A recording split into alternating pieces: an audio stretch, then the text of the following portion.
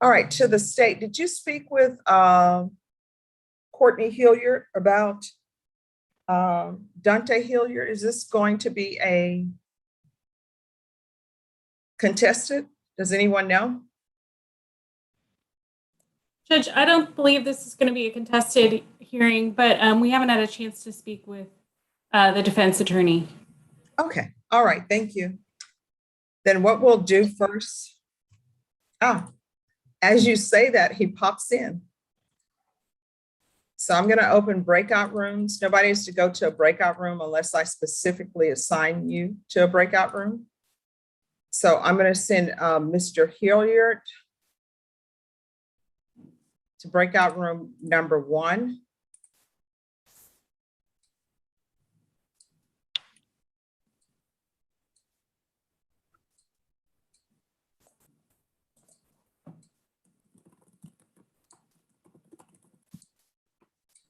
Eric Hernandez, what are you here for? Your Honor, I'm here to try to get a bond reinstated from Mr. McGarrity. He was on yesterday's docket. He should be in the courtroom or possibly outside in the hallway. All right.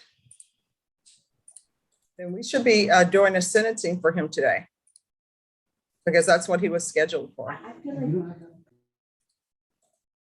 I'm on mute. I don't know if he brought his witnesses with him or not for the sentencing portion, Your Honor. All right, he's not in the courtroom. I will call him because he told me he was on it. I'm sorry?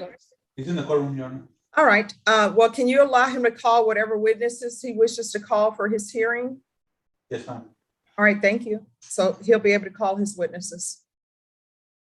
All right, then we're gonna take the matter of Mr. Jordan. Just give me 1 second.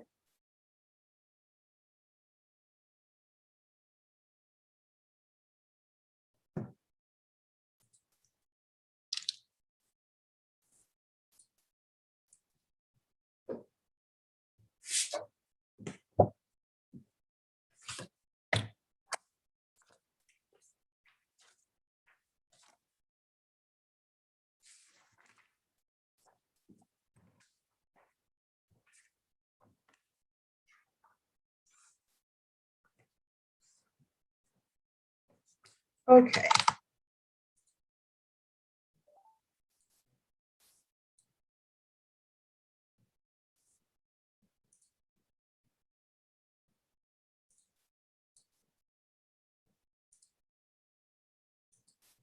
Who are the other parties on the case involving ex parte Jordan? Good afternoon, Your Honor. Lauren Samota for the state. Okay, so it's just going to be you today, Mrs. Zamora? Yes, Your Honor. The rest of the CIU is in another hearing. All right. All right, we're going to go on the record then.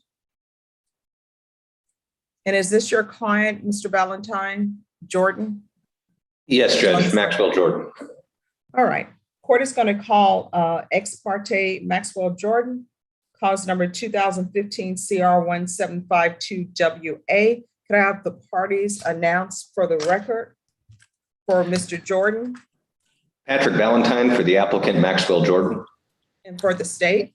Good afternoon, Your Honor. Lauren Samota for the state and the Conviction Integrity Unit. All right. Now both parties ready to proceed? Applicant is ready. Ready, Your Honor. All right. And there is someone who just zoomed in by the name of Dean Diachin. Is that related to this case at all? No, Your Honor, not on our end. Just one moment. Okay. All right, I'm then. just observing, Judge, if it's okay. Yes, of course. Thank you, ma'am. You're welcome. And I believe that's an attorney. So the court is in receipt of the applicant's writ, and the court is in receipt of the state's response for the writ. Mr. Ballantyne, you may begin. Thank you, Judge. Just by way of a brief opening statement, Mr. Jordan filed a pro se application for writ of habeas corpus in which he alleged 4 grounds for relief. Each one of those grounds alleged ineffective assistance of counsel on the part of Ron Zimmerman. Mr. Zimmerman was Mr. Jordan's attorney on the motion to revoke, which ultimately resulted in his deferred adjudication probation being revoked. Now, as I read the Court of Criminal Appeals order on remand, what the CCA has directed this court to do is to further develop evidence with regards to the background investigation that Mr. Zimmerman did into Mr. Jordan's background in preparation for the writ hearing. And so we will be primarily confining our examination and the development of the evidence to that issue. Your Honor, I would like to start by calling Mr. Zimmerman just so we can get him done and get him on his way. I'm sure he's busy. All right. Mr. Zimmerman, if you could raise your right hand for me. Of course, you are an officer of the court, but I'll just swear you in for the record. If you could unmute, please.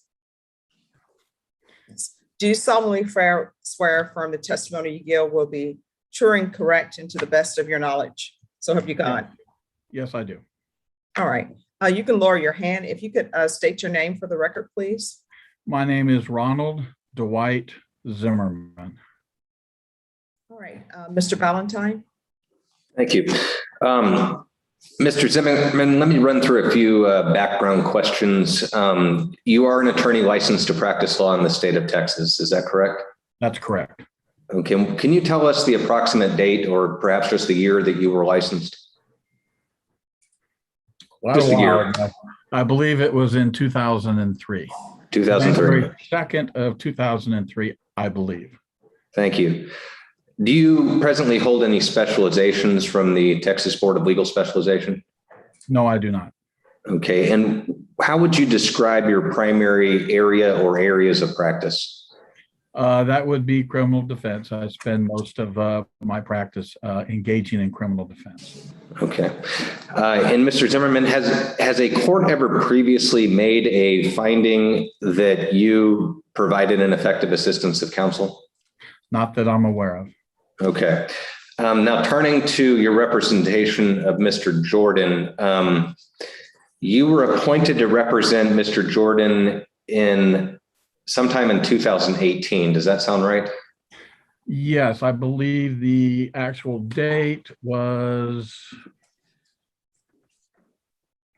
on May the 8th, 2018. Okay. And to be clear, you were not appointed to his underlying offense. You were appointed to represent him in response to a motion to revoke his probation. Is that correct? That's correct.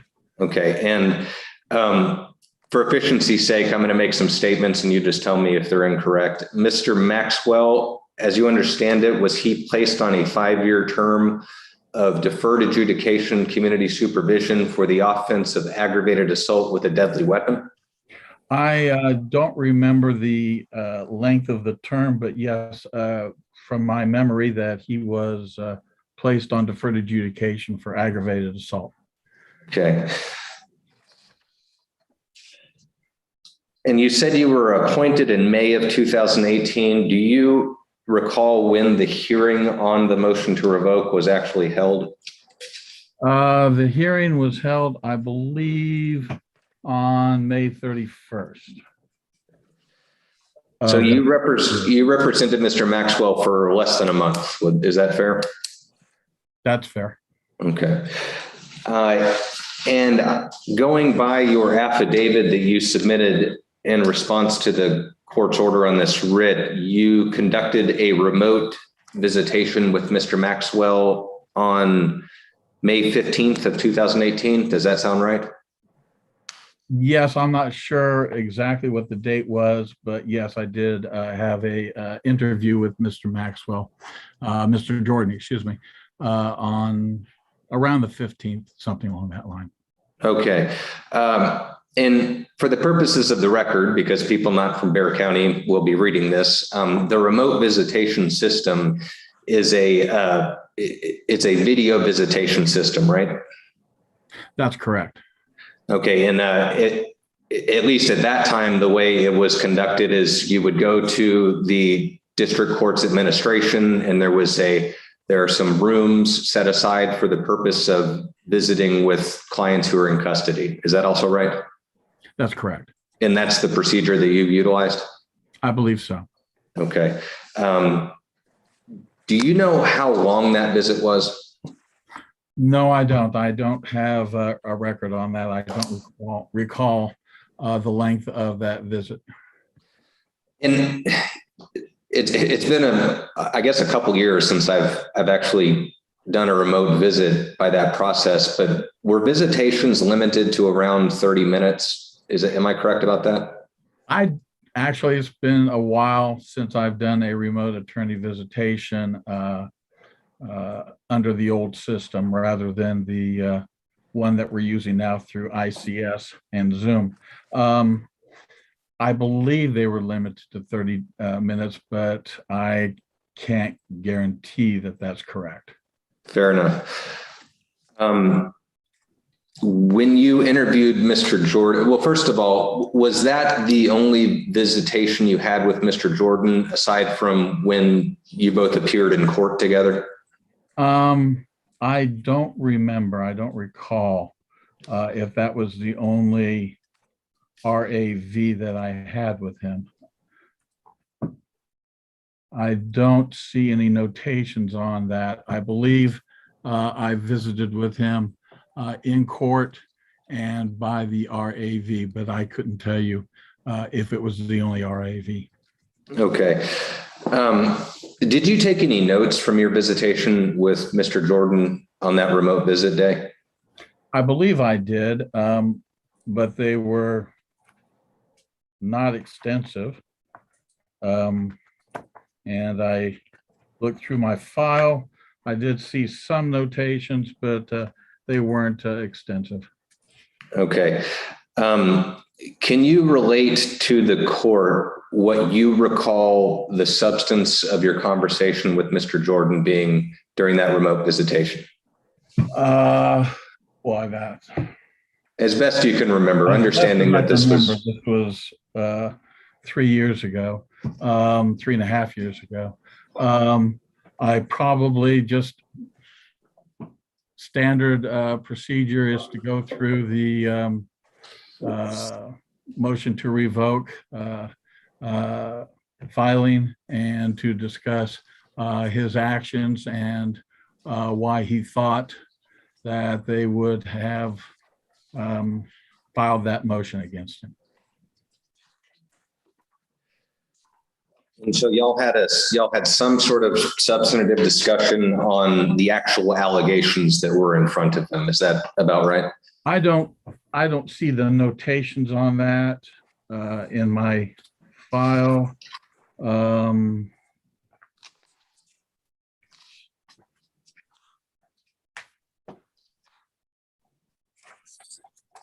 I believe he gave me a list of relatives. And we did discuss the allegations on the motion to revoke probation, the violations alleged. Okay, now at any time, do you remember learning about Mr. Jordan's any mitigating evidence from his history from childhood up to that date? Did he relate any of that to you? If I remember correctly, he relayed to me that he'd had some substance abuse problems and that we basically, from what I recall, he discussed why some of the violations, why they were alleging some of those violations. Because it's fair to say Mr. Jordan was not a very good probationer at that point. Would you agree? That's a qualitative or a lack of substantive. A response on that would be, or that's all relative. Sure. I couldn't tell you that. Well, let me ask a different question then. So he related some information about substance abuse issues. Did he ever tell you about any physical or sexual abuse that he suffered as a child? Not that I recall. Did he ever tell you about an incident where his grandfather ended up killing his father in front of him in self-defense? I don't recall that. Okay. And let me ask the whole thing a different way. Did you ever ask him about any mitigating information in his childhood? Well, I don't recall receiving any information about any childhood trauma or any abuse or any medical diagnosis that would have warranted me going down that road. And can I ask, as a general matter, what is your practice in interviewing clients with regards to potential mitigation information? What sorts of questions do you ask? Well, my focus is generally on the allegations before the court, which is located within the MTR. And generally, I focus on those allegations of the violations and any mitigating circumstances concerning those violations. Okay. Now, moving on from the video visitation, you also had an opportunity to visit with Mr. Jordan in court. Was that the day of the revocation hearing, or was there a court setting previous to that, if you remember? I recall that there was a meeting that occurred in court. I had a discussion with him at that time, and I believe it was approximately a week prior to the actual MTR hearing. And during that meeting, let's just call that meeting number 2, was any sort of mitigating information volunteered by Mr. Jordan or inquired of by you? By mitigating, what do you mean by that? Concerning the allegations contained within the MTR? That's a good point. Let me be more specific, because what the Court of Criminal Appeals is asking about is mitigation evidence related to Mr. Jordan's childhood. So was any information regarding mitigating information related to Mr. Jordan's childhood volunteered by him or inquired about by you at that second meeting? Not that I recall.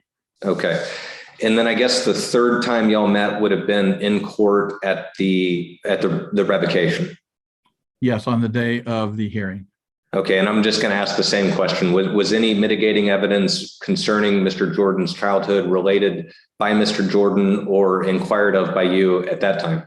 Not that I recall. Okay. Mr. Jordan seems to, well, he says that he believed he was entering into some sort of agreement, but it's a bit unclear about what that agreement was. Can you tell the court, is it your understanding that there was an agreement on this revocation? I believe, if I recall, that the state offered adjudication and a 5-year sentence in Texas Department of Corrections. I believe that was what their offer was. But that wasn't ultimately Mr. Jordan didn't ultimately accept that offer. Is that what happened? I believe that's what happened. Because he wanted to be continued on deferred adjudication supervision. I believe so. Okay, so what ended up essentially happening is an open plea to the revocation. He pled true to 2 allegations, open to the court as to punishment. Is that accurate? Well, he pled true to 2 allegations, which informed the court as to how it would rule on the adjudication and revocation. And then from the hearing of the revocation hearing, which is a part of the record, so we won't go through it in detail, but you related information concerning Mr. Jordan's release. First of all, have you had an opportunity to review the record of that hearing? Yes. Okay, because that was provided to you when you were asked to provide an affidavit. Is that when you received it? Well, I requested it, and the court reporter provided it. Okay. And you presented to the court, I guess we'll call it mitigating evidence or defensive evidence to the effect that when Mr. Jordan was released, his housing situation was such that he lived with substance users, and that led him to fall back into using substance himself. Does that sound right? In reviewing the transcript, yeah, that sounds about right. That in reviewing the transcript, that he had made arrangements, living arrangements, but that he had that fell through, and then he found a place to live, but that there were other people in that residential property that were substance abusers. And that was mitigating as far as his drug use. And you also presented evidence, through Mr. Jordan's testimony, that he had engaged substance abuse treatments and gained some insight into his addiction. Was that a part of the transcript, as you recall? Sounds about right. Okay. And at the end of the hearing, you urged the court to continue Mr. Jordan on his deferred adjudication supervision, possibly with additional treatment measures. Does that sound right? Treatment measures, I believe. I also suggested to the court that it impose a sanction as well too, hoping that that would mitigate any difficulties the court would have in continuing Mr. Jordan. Okay. And I want to ask about a few more points that Mr. Jordan raised in his application. During the course of the revocation proceeding, the state referred several times, I think 3 times in total, to one of the ladies in the house. And a brief factual summary is Mr. Jordan ran a vehicle into a house after having a fight with his ex-girlfriend. Is that a very brief but fair factual summary? That was in the transcript, yes. Okay. And the state said 3 times that a lady inside the house had fallen and broken her arm. Do you recall the state saying that, or do you recall that from the transcript? I recall that from the transcript. Okay. Did you ever go back and look at the initially provided discovery on the underlying case? No, I did not. Okay. Is it your understanding that that was available to you, though? I didn't pursue that, so I don't know whether it was available to me or not. I couldn't tell you that. Okay. In your experience as a defense attorney practicing in Bexar County, when you are entered as attorney of record, either by appointment or by notice, you receive access to an e-discovery system managed by the district attorney's office. You understand what I'm describing there? Yes, I have access to that. Yes. Okay. But because this was a revocation and you weren't defending him on an original allegation, you didn't go back and obtain all the underlying evidence for the original charge. Is that right? Correct. I did not. Okay. did you review the PSI that was generated when Mr. Jordan initially pled to the underlying offense? Yes, I did. That was given to me by the probation department, the CLO, and I did review that. Okay. Do you recall that that PSI report indicating any mitigating evidence regarding Mr. Jordan's childhood? No, I do not. I don't recall that. Okay. I think that's all I have, but can I ask you, Mr. Zimmerman, when you were appointed on this case, correct? Yes, I was appointed. And so when you submitted your voucher for payment, did you submit for a flat fee, or did you submit for, did you bill your time hourly?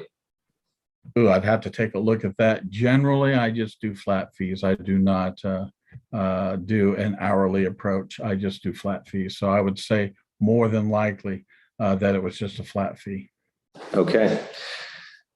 Well, thank you very much for being here, sir. I'll pass the witness.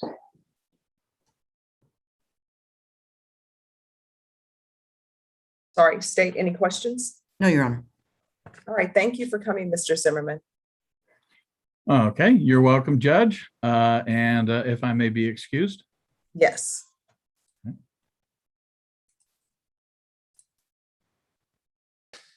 And Your Honor, the applicant would call Maxwell Jordan. All right, Mr. Jordan, could you unmute, please? And before we proceed with his testimony, could I see the defense and the state in a breakout room just briefly?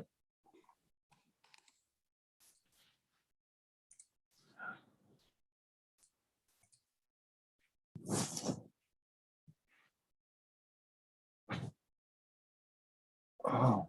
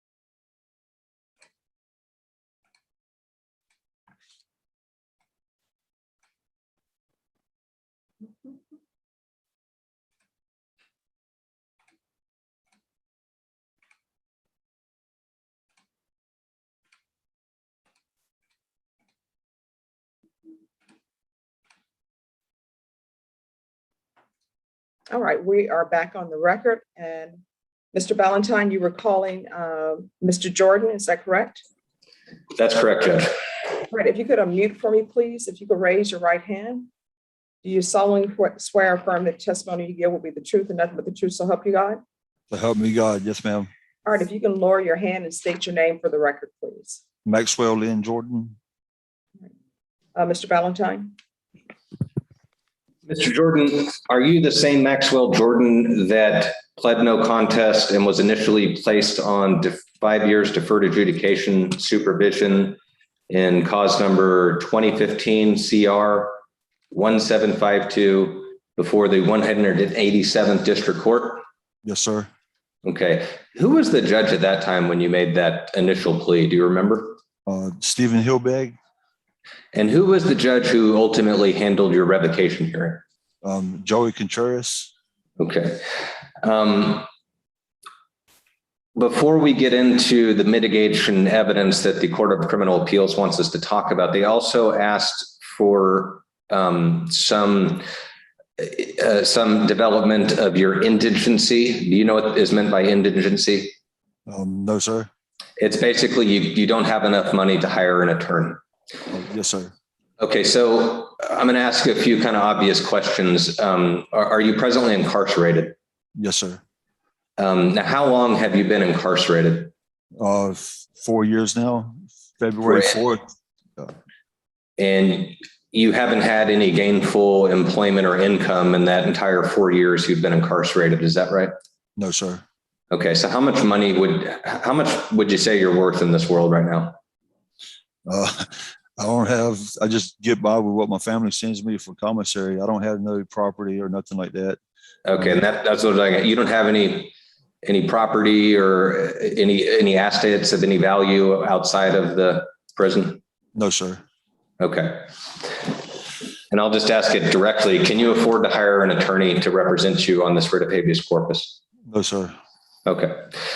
So Mr. Jordan, first of all, you were present and listening to my examination of Mr. Zimmerman, right? Yes, sir. Okay. I want to talk to you about first the procedure and then that background mitigation that you talked about in your application. So first of all, as I mentioned earlier, you were initially placed on 5 years deferred adjudication for aggravated assault with a deadly weapon, right? Yes, sir. Okay, and then there was later a motion to revoke your probation with various grounds alleged, right? Yes, sir. Were any of those grounds what we call a new number one, meaning you picked up a new offense? Oh, no, sir. Okay, what are the allegations if you remember them? It was for failed UAs, and then I stopped reporting. Okay, and the two grounds that you ended up pleading true to were condition number 2, failure to report, and condition number 5, use of a controlled substance, namely methamphetamine. Does that sound right? Yes, sir. Okay. And ultimately, upon your revocation, you received 14 years in the Texas Department of Criminal Justice with an affirmative finding of a deadly weapon. Is that correct? Yes, sir. Okay. Now, initially, was Mr. Zimmerman appointed to represent you on the plea originally? No, sir. Who represented you at that time? I believe it was Thomas DeLeon. I think that was his first name. Okay. And then on the motion to revoke, was Mr. Zimmerman initially appointed to represent you on that? No, sir. It was Kevin Stryker was initially appointed. Okay. Did you have any conversations with Mr. Stryker? I had several conversations with Mr. Stryker because I was picked up on February 4th, and then he was first appointed, and I believe I met with him on the 18th. At that time, we had talked about the violations and what had happened, and he was trying to see what he could negotiate. So the case was continued several times leading up until May in regards to negotiating a better plea. He thought he could get me less than the 5 years. I wanted to go back to SATA for treatment because I was struggling with drug treatment, with my substance abuse issues, and I had learned a lot in the program. So he kept continuing it. I think the second time that he met with me, he had discussed with me that the state was offering a reduced plea of the 5 to a term around 2 years if I could pay the victim's fee. He obtained my information for my grandmother, my employer, and the girlfriend, which was. Let me slow you down right there. Let's break it up a little bit. Okay. So initially there was a offer of 5 years in prison, and if you could pay the victim's fee, and by that you mean the restitution. Yeah, the 5 years was the original plea deal that I was only deferred for. He had spoke to me about a 2-year deal if I could pay the restitution fee of the $1,600. That's when he obtained the information for my grandmother, my employer, and then the girlfriend at the time. Do you know if he ever reached out and contacted any of those people? Yeah, he had actually contacted my boss man, Ricardo Silva, and my grandmother at that time. And my grandmother was going through heart issues and in the hospital, so she couldn't help me out. And my employer was willing to keep my job and come to court in my behalf, but he wasn't going to loan me just $1,600 and knowing that I could still go back to go to TDC for 5 years or more. It wasn't a guarantee. So he said my job would be there, but he just wasn't going to loan me the money. Okay. In the time that Mr. Stryker represented you, did you ever talk to him about any of the mitigating information in your childhood? I do believe I did with him also because. And let me I'm sorry, Maxwell. Let me. When I say mitigating information, that's kind of a lawyerly term. Do you understand what I'm saying when I ask about that? Well, I'm pretty sure that I told him about my PTSD issues, as that's what led to my substance abuse issues throughout my life. You know, that's what he was using when he was negotiating. I believe he had asked me about those issues. Okay. Now, why did Mr. Stryker not continue to represent you? I do not know. It got down when it got down to the point that when it got to the point where we found out we couldn't come up with the money, that my boss or my grandmother wouldn't be able to help me. He had asked me about how he made a statement, how bad would the victim beat me up? Like, what would she say about me? And I told him I didn't know. He said, well, he was going to try to get a statement from the victim in my case. And then that was the last I heard about it. The next time I was supposed to come to court with him on that was on May 8th. I never went up to the courtroom. I never discussed with him, got to talk with him. I got reset, sent back to the county. At that time, I called my ex-girlfriend and asked her what happened. And then she just said that she said that she got a text message from him that he was no longer on my case. Another attorney would be coming to see me to represent me. And I was never given a reason why. He was taken off and Mr. Zimmerman was appointed. Okay. When you say ex-girlfriend, is this the same lady that you were alleged to have tried to run over with the truck? Yes, sir. Okay. So y'all were still on speaking terms, I guess.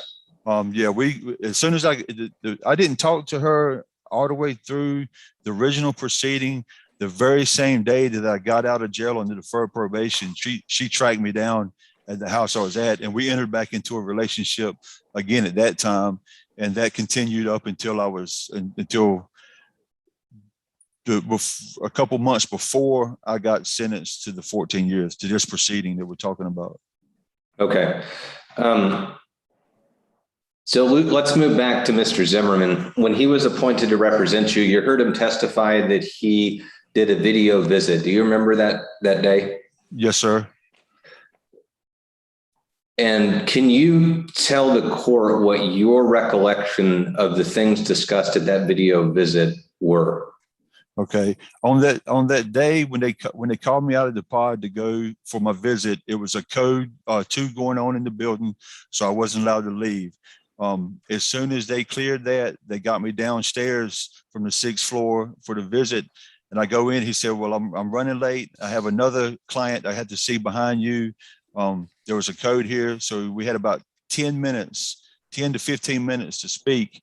The only thing that I recall at that time was he said, well, this is your second MTR.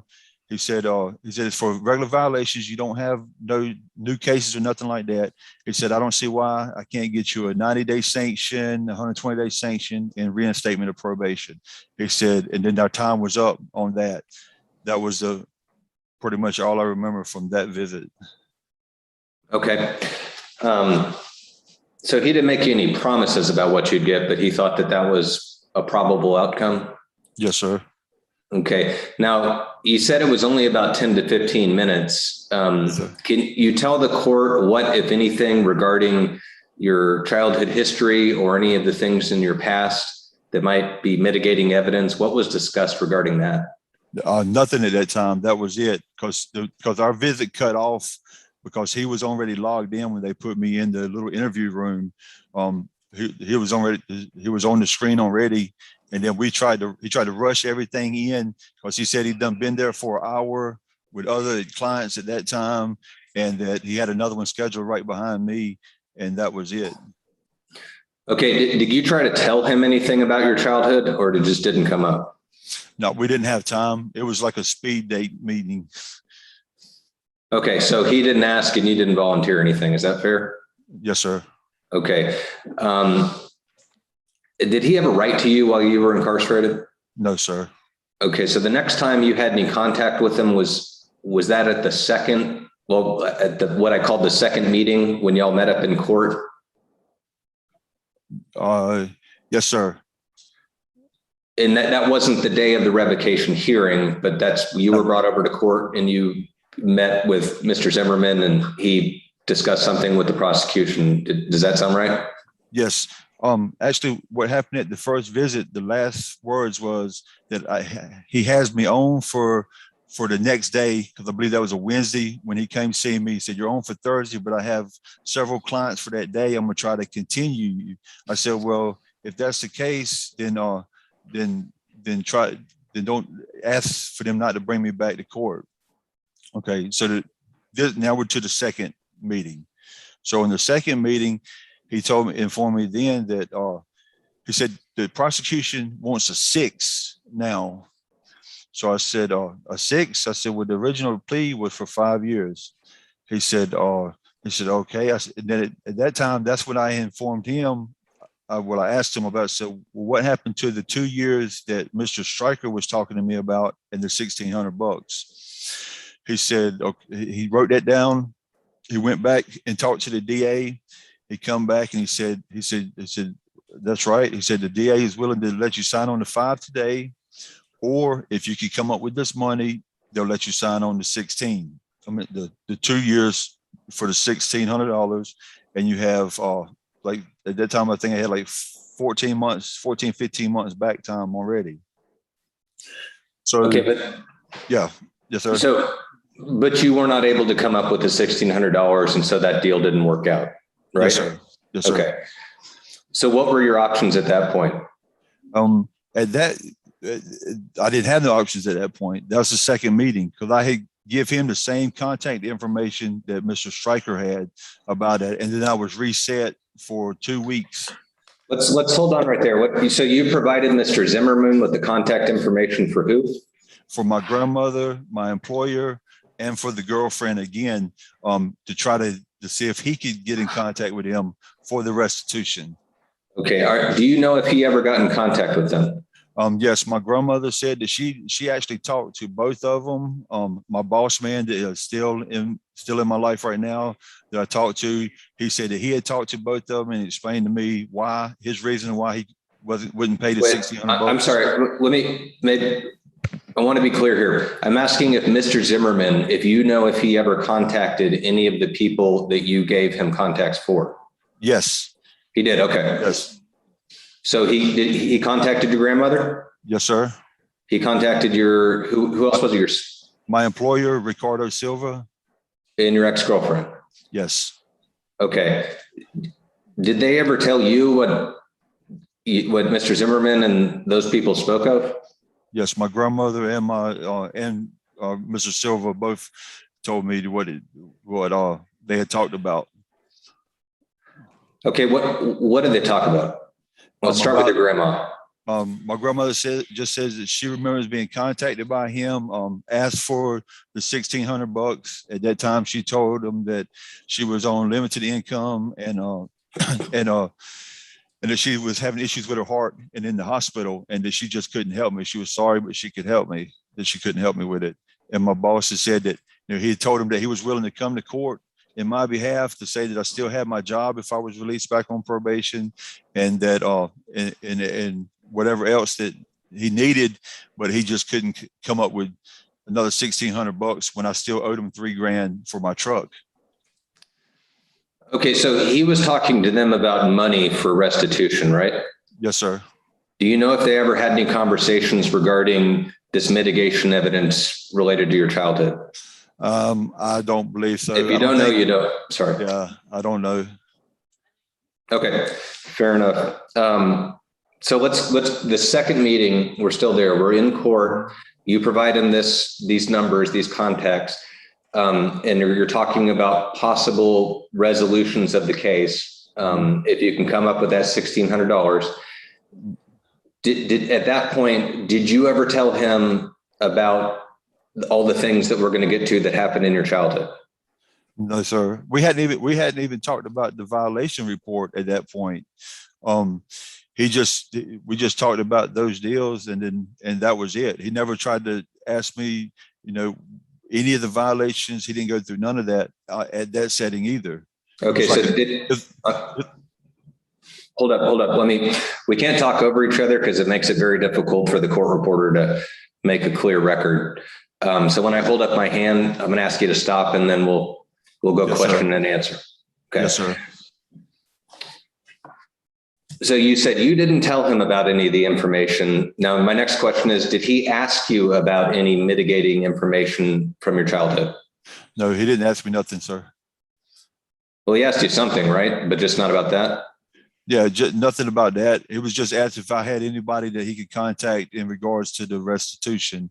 And then that meeting right there, that was 10 minutes while I was sitting in the jury box with everything else going on around there. It was a very short interview then. Okay. And so the next setting was when the revocation hearing was held, right? Yes, sir. And is that the next time you spoke to Mr. Zimmerman? Yes, sir. Okay. And as y'all were preparing to conduct that hearing, what did y'all talk about? Okay. At that point, the first thing he informed me then was that he had spoke with my grandmother and my employer, and that neither one of them was going to be able to help me with the restitution. So at that point, I got very depressed, but we spoke, and then we finally looked at the MTR report. So he had one report that he showed me that was different than the report that Mr. Stryker had been showing me. And we started making a timeline from my release from the SATF program until my first failed UA, and then when I stopped reporting. So in making that timeline, one of the conditions of my probation was for the dual diagnosis outpatient treatment because of my PTSD. Condition number 35 said that I didn't report to any of my classes. So in making a timeline, I told him, I said, I did report to the first class. At that point, they realized that I wasn't in the correct group because of my PTSD diagnosis and the bipolar and anxiety issues, and that they were going to be transferring me to a different group. They transferred me to another group with my caseworker Johnson. I attended some of the classes with him, and then we we actually met with my probation officer. So making that timeline, he leaves from speaking with me. He goes and talks to the probation department, and they go in and look at the record and actually see that I had met with the dual diagnosis counselor and my probation officer to discuss the issues with being released into a house that was using and all of that, and that I was actually placed into a dual diagnosis group. So they didn't ask for a pleading on that violation. And that's when, yes, sir. Okay. Now I want to be clear because we're here to talk about what was or wasn't discussed with Mr. Zimmerman. Are the things you're telling us about now, are these things that you and Mr. Zimmerman discussed? Yes. Okay.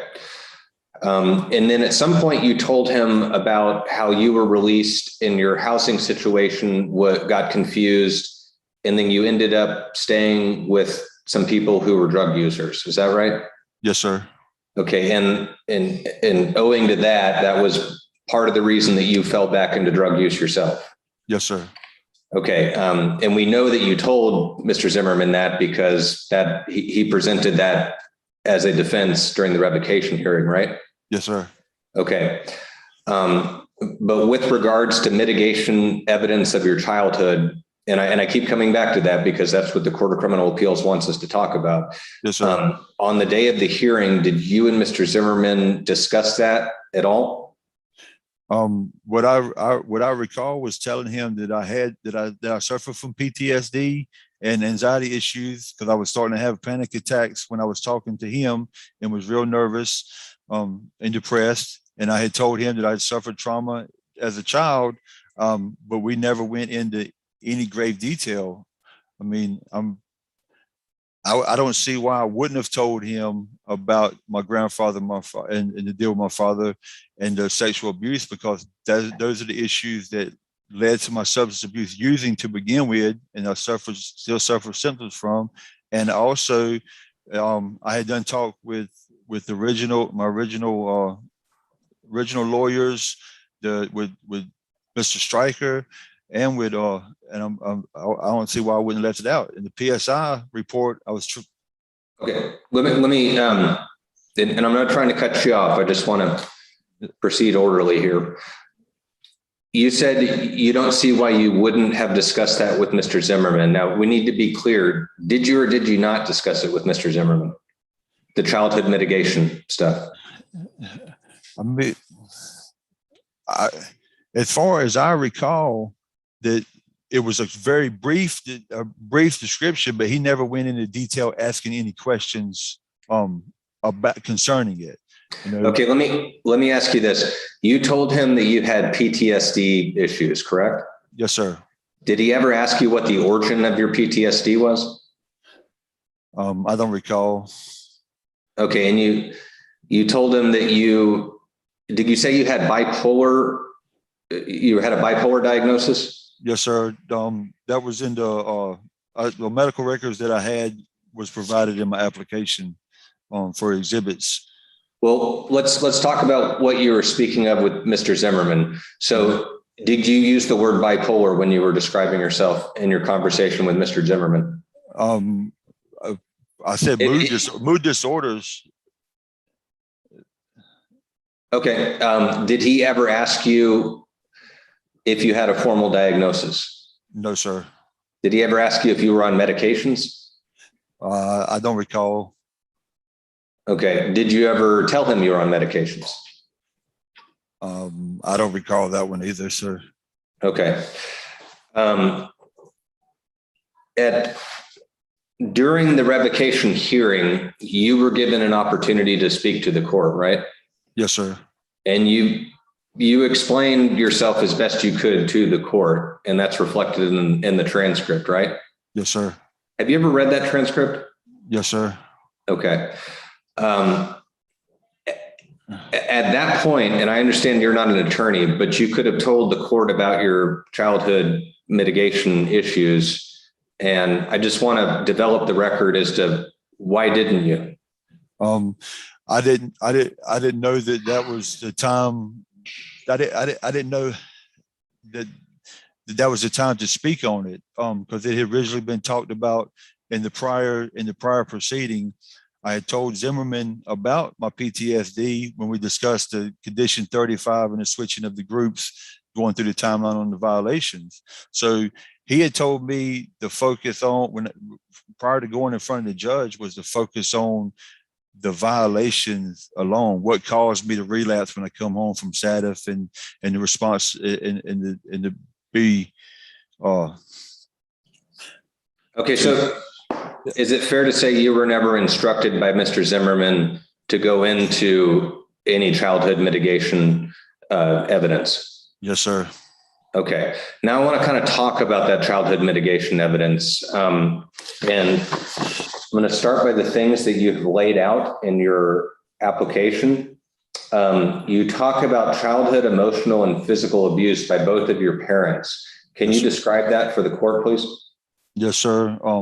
It started from the time I was very small. I got a younger sister. My mom and dad used to drink and argue and fight all the time. They were very violent towards one another, going both directions. There's many times that I would take the blunt of the punishment for my sister, for my dad when he was drinking. He beat me with a leather belt. I've had black eyes from the belt buckle. Different times like that. When I was 9 years old on January 5th, my dad had come home. He'd been gone for 2 days. He'd come home drunk, started abusing my mom. I woke up, tried to intervene in that. He chased me back to the bedroom, knocked me upside the wall, told me not to come out the room, A little while later, I hear choking sounds coming from their bedroom.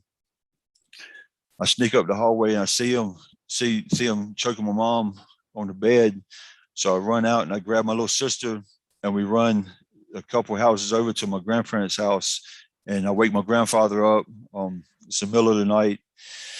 So he gets in his truck and we drive back around the trailer park to my mom and dad's house to get my mom. While I stay in the truck, he goes and gets my mom, brings her out. We drive back up the driveway. So my mom and my sister jump out and they run in the house. Well, as me and my grandfather was standing there, my dad come flying up the driveway on his truck, run over my grandfather. He went flying in the air.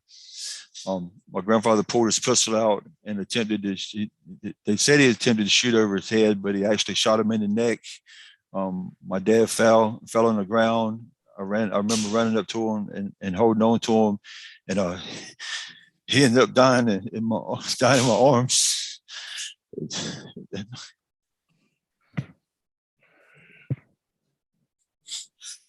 All right, Maxwell, look, are you okay? Can you proceed? No, I can proceed. Okay. How old were you during this incident? 9. You're 9 years old. Yeah. Okay. What happened to your grandfather after he killed your father? Well, it had shattered his leg when he run over him, but it was ultimately deemed an accident because of my testimony then, and in his testimony with it. Okay. Well, after the death of your father, who did you live with? For probably 2 months right after that, I actually went home with the lady. We were real good friends with one of the EMS workers, and I went and stayed with her. I didn't even stay at my mom's house until I want to say it was a good month or something that I remember before I came back home. That I stayed with my mom for a while, and then eventually I ended up trying to stay with my grandparents because I was real close with them. Were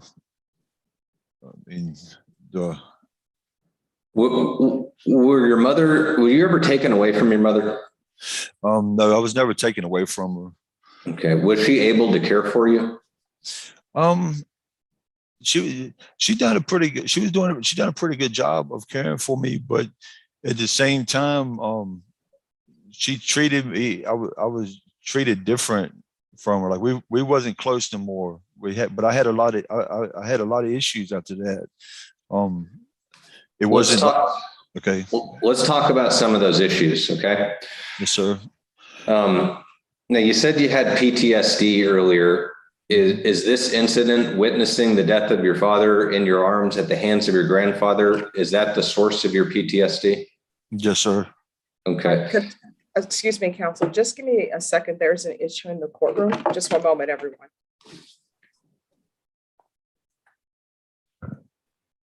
Could I see someone from the state and someone from the defense in breakout room number 1 on Mr. McGarity, please? Judge Eric just stepped out for just a few minutes. I need to give him a call. He'll be right back. All right, thank you. So if someone from the state could come in breakout room number 1, please.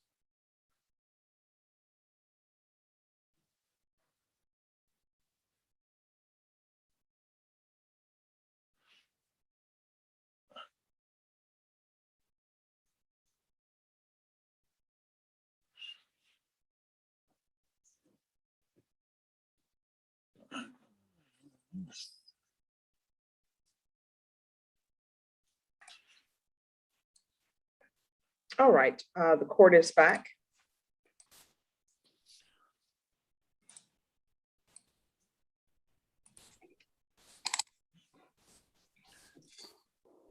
Shall I proceed, Judge?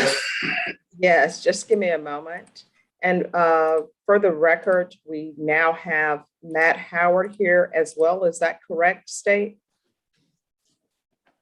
Yes, Your Honor, Mr. Howard is here. Yes, Judge, I'm here. My phone just happened to start ringing the moment you asked me that question. All right, no problem. All right, so Mr. Ballantyne, I believe you were asking questions. Okay. Maxwell, I think the last thing we were talking about was whether this incident where you witnessed your grandfather shoot and kill your father who died in your arms, was that the source or origin of your post-traumatic stress disorder? Yes, sir. Okay. In addition to PTSD, have you ever had any other formal diagnoses of mental illnesses? Yes, depression, anxiety issues, and bipolar disorder. Have you ever exhibited suicidal ideations? Yes, sir. I went to several inpatient hospitalizations starting shortly after the incident with my father. Let's talk about that. When were you first committed or when did you first receive inpatient treatment for mental illness? At what age? I want to recall that I was probably around 12 or 13 was the earliest. My mother got me into mental health treatment shortly after the incident with my father, because that's the same year I turned 10. And then through the mental health services, they're the ones that started initiating some of the inpatient treatments from my suicidal thoughts and the depression and lashing out. And I don't think I asked this, but where did all this occur? North Carolina. Okay. And so did you receive your treatment in North Carolina? Yes, sir. Do you remember the name of the facility that you first received inpatient treatment at? Yeah, the first time was with Carolina Psych Center in Goldsboro, North Carolina. I went there twice. I want to believe maybe 60 days the first time, 30 days the second time. And then the third inpatient hospitalization I had was around 14, and that was with at Dart Cherry in Goldsboro, North Carolina. Now, was there any specific incidents that prompted somebody to place you in inpatient treatment? It was I started using drugs and alcohol around that same time, around 12, 13 years old. I would just get completely whatever I could use. I was trying to cut myself. I threatened suicide on several occasions. That's just some of the stuff I recall, but I was, like I said, I would uncontrolled crying, mood swings. I would punch. I wouldn't hurt no one else, but I would lash out to myself, punch walls, floors, stuff like that. And then I want to say through the mental health is how that ended up coming about. Okay. And in this course of treatment, do you remember being prescribed any medications for your mental illnesses? Oh, yes, sir. I've went through a whole list of them. During that time, because I stopped treatment around 16. But up to that point, I was on Zoloft, Buspar at a time.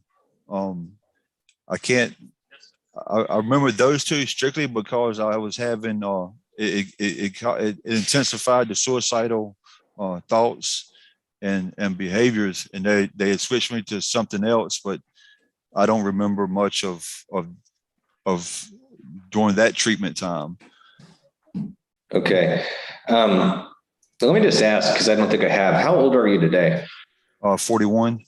41. Okay. So you've been living with this for some 30 years. Yes, sir. Okay. At the age of 15, did you go to live in a group home? Yes, sir. Can you describe to the court what was the purpose of your living in a group home? Because of the issues between my mom and her boyfriends. They would get drunk. I would fight. I'd end up getting in fights with them. I was ended up punching a wall prior to that. I got put on with a picture of my mom and her boyfriend, and she pressed charges for destruction of property. I was put on juvenile probation, and through that, they sent me to the group home. Okay. Did something happen to you at the group home that you've been struggling with since then? Sir, I lived at the group home for about 7 months, but there was a period for about a month and a half on several occasions. One of the staff members that worked there began molesting me and some of the other boys that lived there. I did eventually end up telling the staff members that run the facility about the incident, and charges were pressed and adjudicated on that.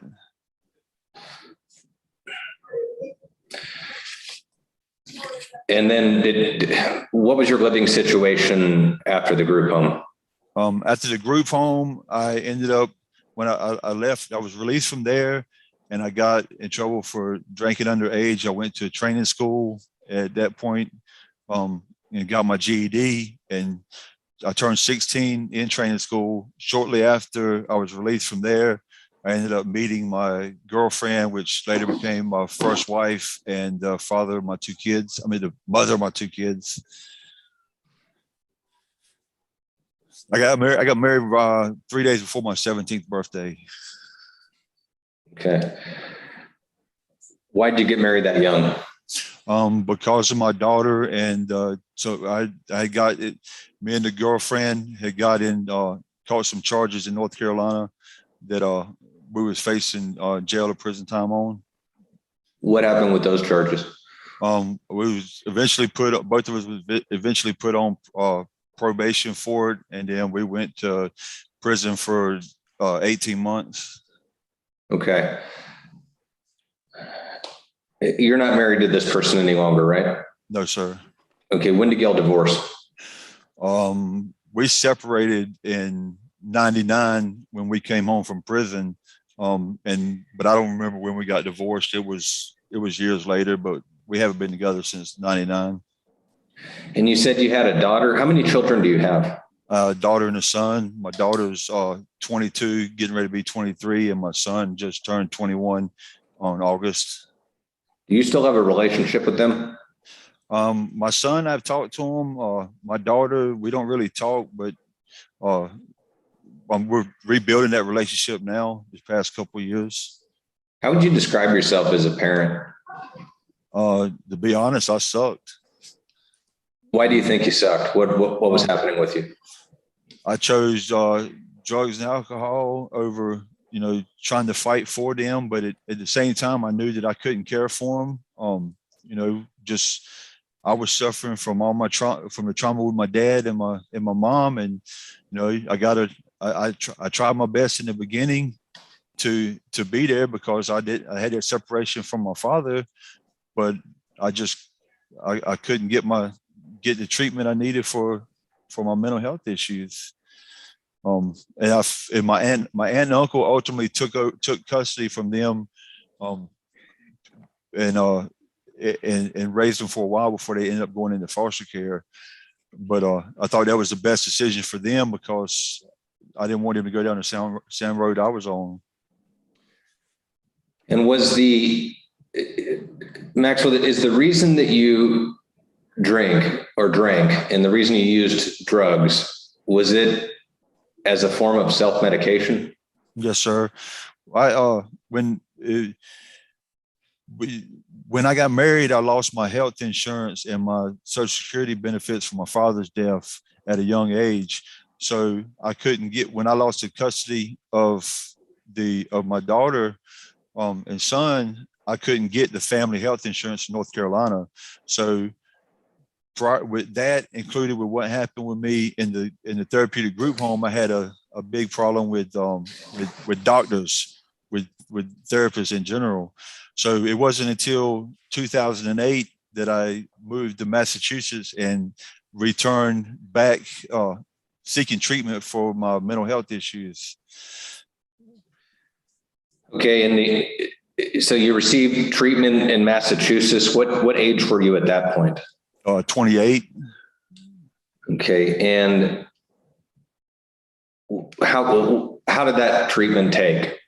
I continued treatment and medications from 2008 until 2012, almost right at the end of 2012 when I left Massachusetts and came to Texas. While I was up there, I was under case management services. They originally put me on medications for the PTSD and they started putting me on. They thought I might have been borderline schizophrenic at the time, so they put me on some medications for that, and I had a bad reaction to them because they later diagnosed me with the bipolar disorder versus the schizophrenia. And they explained that the reason why I was having issues with that medication was because I wasn't schizophrenic. And it was inducing those types of episodes. And then they took me off of that and put me on the amitriptyline, and then I stayed on that for a while. And it's what I'm currently on taking now is within the same family. It's just they changed it from when I come back from TDC to when I was at TDC, it was a duloxetine, and then when I come here, they give the Bexar, I believe is what I'm taking right now, because the jail doesn't use the duloxetine, the Celexa, I think is what it is, the regular name. Okay. Are the medications that you're on now, do you think they're effective in treating your mental illness? I believe so. It's been continuous since I got to TDC in June of 2018 when I started the sentence, and I've continued that same medication up to date with no times. I've remained out of trouble. I've been pretty mellow and calm. My flashbacks and stuff has not been so frequent. It's really managed my panic attacks that I was having and stuff like that. So I try not to miss any periods of not being on it. And it was helping when I was in Massachusetts too. So let's go back to Massachusetts and we'll move forward. So how did you get down to Texas? I just ended up getting on the bus, and there was friends from North Carolina that actually was in Corpus, and I come to visit them. And when I got on the bus and come out here to visit them. And you've been here ever since? Yes, sir. Okay. Now, when you came down to Texas, do you remember about what year that was? Yeah, it was the end of 2012, around Christmas time. Okay, and you were staying with friends? Is that what was going on? Yes, sir. And I ask you that because at some point in your application, you mentioned that you were homeless. Can you tell the court what the circumstances of your homeless situation were? Oh yeah, in 2010 in Massachusetts, I fell off a roof, and injured my arm and my leg. And due to that, the relationship I was in then, the girl I was living with had housing, and then I traveled a lot up there working. So when I could no longer work and it injured my foot and my arm, I didn't have nowhere to stay because I was living in the motels traveling up there. That's when I became homeless and spent probably about 2 years in the homeless shelter there. Okay, and when you came to Texas, were you still using drugs? I was actually clean and sober until I come to Texas. During that time when I was on treatment, it wasn't until after I ended up here that I started back using drugs and alcohol. I stopped going to my AA meetings and stuff like that. From Massachusetts, I stopped taking my medication. I had SSI applications with my case management services up there and the disability. But when I come to Texas, they tried to get me to switch my application and stuff down here, but I wasn't planning on staying. I was planning on going back. And then I just let everything go that I was using for my coping mechanisms and everything. Okay. And so at some point you started dating the lady who would be the complainant in your aggravated assault case, right? Yes, sir. And what was her name? Joanna Winters. Did you use drugs and alcohol with Miss Winters? Yes, sir. Okay. Did y'all have something of a codependent relationship? Absolutely. Okay. And I want to just talk to you briefly about the offense on that day when you are alleged to have, well, you had a fight with Miss Winters, right? Yes, sir. And at some point she went to her friend's house, right? Yes, sir. And you got into your vehicle and you drove after her, right? Yes, sir. And then at some point you get back in your vehicle after confronting her at her friend's house on the front lawn and you drove into the friend's house. Yes, sir. Okay. What was the friend's name? Do you remember? Elizabeth Villarreal. Villarreal. Okay. Now, I want to ask you specifically, when you had that fight with Miss Winters and you did this thing where you tried to drive a truck at her and ended up driving into a house, how does that relate to your childhood issues, if you can explain it? Well,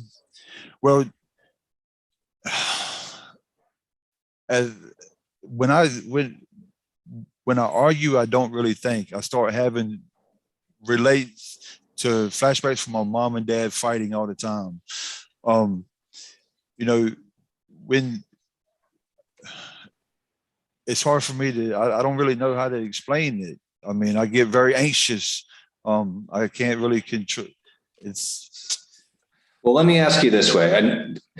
Does your inability to control your emotions, and specifically aggressive emotions, do you think it connects to the trauma that you suffered as a child? I believe it. I believe it triggers it. That my trauma triggers it. For the most part, I'm not violent. It's just when I'm using substances and I'm not on and not taking medication, then I don't know how to handle certain situations. And in the relationship I was with Ms. Winters, we argued a lot, but we never put our hands on one another. When we look at end up driving my truck into the house, I don't know.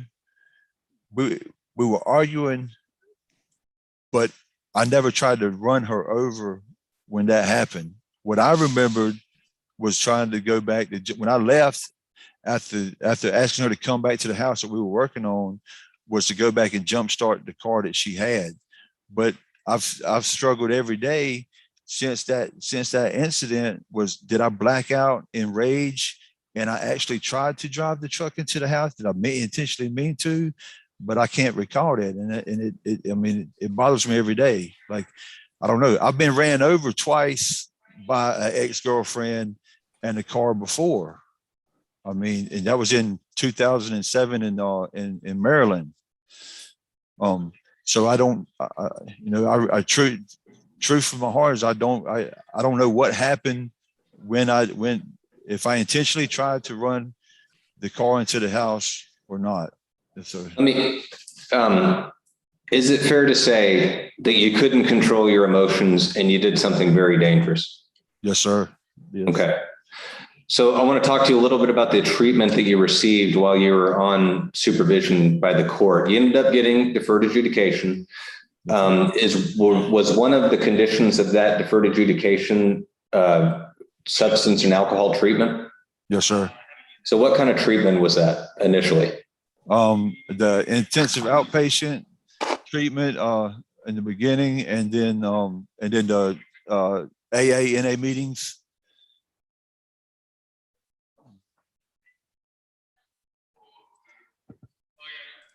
You're on mute, Patrick. Oh, thank you. How effective would you say the intensive outpatient treatment was? No, are you talking about when I was originally put on the 5 years deferred? Yeah, let's kind of take it sequentially. So initially, when you were put on probation, you were doing the intensive outpatient. Did you think that was an effective treatment? I only went to a couple of the classes at that time, because when the address that I used to get released on the probation was the house that I was remodeling at the time this incident occurred. So when I come out, I didn't have no family or nothing here in San Antonio. So I went to live with the only person that would let me stay there until I could find the address was someone that was using methamphetamines at that time. And that's what led to me to start the relapse. And then I failed a couple of tests, and I cleaned up for a little bit, struggling, trying to go to the AA meetings and those classes. Let me ask you, did you ever do inpatient treatment as a condition of your supervision? Yes. What program was that? That was SATF. Okay. Yeah. So in SATF, did you gain any insight into your addiction and mental illness issues? Yes, sir. Now, was that the dual diagnosis program? That was the aftercare part of that inpatient program is what the dual diagnosis classes were that we're talking about in the violation that ended up leading to the revocation. Okay. Okay. We're almost at the end here, Maxwell, but I just want to ask that the insight that you gained at SATF, can you describe that to the court in 4 or 5 sentences? I started dealing with I started working with the caseworker and counselor, Mr. Pacheco at SATF. We started addressing the resentments and stuff that I was holding towards my mother and everything, dealing with my father's death, and that it wasn't my fault because I went and got my grandfather to come get my mom. For many years, I self-medicated because I felt like it was my fault. If I wouldn't have went and got my dad, maybe my mom and my grandfather, maybe my mom and my dad was there. I started addressing my codependency issues with the relationships that I kept getting in because they kept repeating the same patterns. And I started speaking out more about everything I was going through. At that point, I ended up with I ended up when I come home out of SATF and then relapsed again. I wanted to fix the probation stuff deal, but that's why I got out of the relationship with Miss Winters for the end of it. But I had already violated and come home. You know, I didn't know how to fix it. Okay. Maxwell, that's all the questions I really have for you today. I don't want to, this isn't a plea about whether you should, well, what we're here to talk about and develop is your past mitigation evidence and any efforts that Mr. Zimmerman did or didn't make to investigate those. So with regards to that issue, is there anything else you think is relevant that you want to put on the record right now? Not that I know of or can think of. I really don't know. Okay. I mean, one thing I would say is, you know, I was truthful and honest in the PSI report about all my hospitalizations, my PTSD issues, and all of that, and that's what had led to the original stipulation of probation being a dual diagnosis programs on there. So, I mean, that was when I met with probation, I knew I needed treatment. I knew that I had these issues that I've struggled with all my life. So I was truthful and honest in the PSI report before the deferral was ever even granted. Okay. Well, thank you, sir. I'll pass the witness, Judge. All right, any questions? No questions, Your Honor. All right, thank you. Any other evidence to present, Mr. Ballantyne? Not at this time. The applicant rests. I may submit some documentary evidence to the court, but that's all the testimony we have. All right, anything from the state?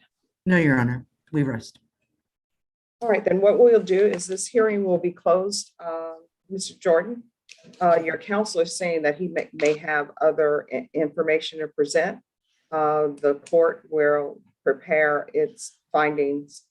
Okay, Mr. Jordan, and I'll try to do that as quickly as possible, but if you can imagine, it's going to take some time because I do need to get the court reporter to prepare her record as well. Yes, ma'am. But we will try to expedite as well as make sure that everything is done fairly to both sides, okay? Yes, ma'am. Can I speak with Mr. Ballantyne real quick before we're done? Yes, I'll send you to a breakout room with Mr. Ballantyne. Mr. Ballantyne, once you're done with him, he'll need to come back to the main room though. Will do, Judge. All right, I'll send you to breakout room number 3. Okay, thank you, ma'am. You're welcome. And Rebecca, on that, we'll need a record on that hearing. Rebecca? I'm sorry, Rebecca, you do everything. And then I'm like, looking right at you. So I don't know how to do that. Yeah, but it'll be Brenna. All right. Matt and Lauren, do you all need to speak with Patrick at all again, or? Well, we were going to try to speak to him if he had some time after. Yes, sure. speaking to his client. After he finishes with this client, I will send you all to the breakout room. And Judge, just real quick, and we can pass this on to Patrick here in just a second. He had mentioned wanting to submit proposed findings to the court. Is that something you would entertain? I'm sorry, I didn't hear what you said. Patrick had wanted to submit proposed findings on this case to the court, and I told him that if he submitted it to us, that we would talk about whether or not we can get to an agreement. But it sounds like you may already be thinking about. No, I mean, if there's anything that both parties would like to present to the court will review those. Of course, if those findings are not within the bounds of what the court feels they should be, from what I've heard, then of course we'll address that at that time. Okay, thank you, Judge. You're welcome. Thank you, Honor. So as soon as he comes up, I will let you all converse. Thank you. Judge. You're welcome. Everyone, just give me one moment. And I do believe, excuse me, Nora, what is happening with Patrick Vargas? Oh. All right, let's do for Monday.